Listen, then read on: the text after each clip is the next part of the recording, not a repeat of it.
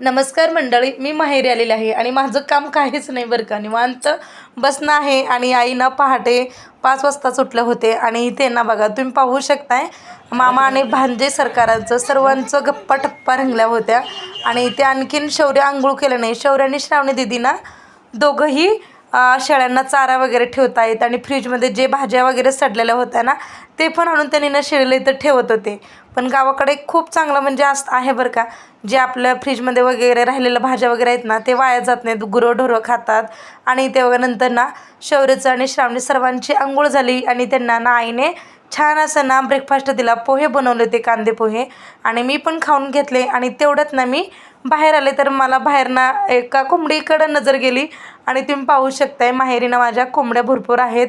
आणि ते बघा सकाळीच एक कोंबडीने अंडं टाकलं होतं आणि देशी गावरान अंडे आहेत आणि 10 रुपयाला एक अंडे आहेत बरं का. आणि खरंच हे आपल्या शरीरासाठी ना खूप चांगले आहेत, आरोग्यासाठी आपल्या.